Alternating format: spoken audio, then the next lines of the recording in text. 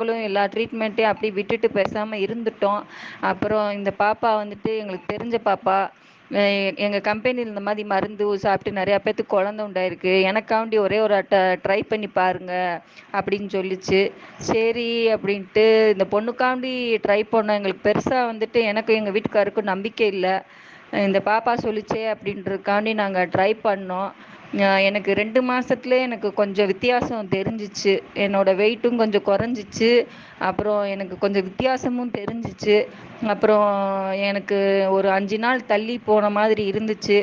அப்போ போனோடனே அப்புறம் அதை நாங்கள் வீட்டிலேயே டெஸ்ட் எடுத்து பார்த்தோம். கன்ஃபார்மாக இருந்துச்சு. சரி ஏதேனுக்கும் டாக்டர்கிட்ட போய் காமிக்கலாம் அப்படின்ட்டு நேற்று ராத்திரி தான் நாங்கள் போய் செக் பண்ணோம். செக் பண்ணப்ப டாக்டரும் ஆமாம் நீங்கள் கன்சீவாக தான் இருக்கீங்க அப்படின்னு சொன்னாங்க. நான் அழுதுட்டேன். எனக்கு ரொம்ப சந்தோஷமா இருந்துச்சு. இதை கேட்ட உடனே அந்த பாப்பாவுக்கு தான் ஃபோன் அடிச்சு நான் ரொம்ப அழுதுட்டேன். அப்போ அந்த பாப்பா அப்போ கவலைப்படாதீங்கக்கா, இது கிடைச்சதே சந்தோஷம் நினைங்க அப்படின்னா அந்த பாப்பாவை நான் கடவுளுக்கு அடுத்து அந்த பாப்பாவுக்கு நான் ரொம்ப நன்றி சொல்லிக்கிறேன். நான் எங்கள் வீட்டில் எங்கள் அம்மா அப்பாவுக்கு கூட நான் சொல்லும் போது அந்த பாப்பாவுக்கு தான் ஃபோன் அடித்து சொன்னேன். அந்த பாப்பா அக்கா எனக்கு ஒரு வாய்ஸ் ரெக்கார்டு மட்டும் போட்டு விடுங்க, எங்கள் கம்பெனியில் நான் இதை போடணும் அப்படின்னு சொல்லிச்சு. இந்த பாப்பாவுக்கும் அந்த கம்பெனிக்கும் நாங்கள் ரொம்ப நன்றி சொல்லிக்கிறேன். வாழ்க்கையில் மறக்க மாட்டேன். இந்த வெஸ்டேஜுங்கிற கம்பெனிக்கு ரொம்ப ரொம்ப நன்றி.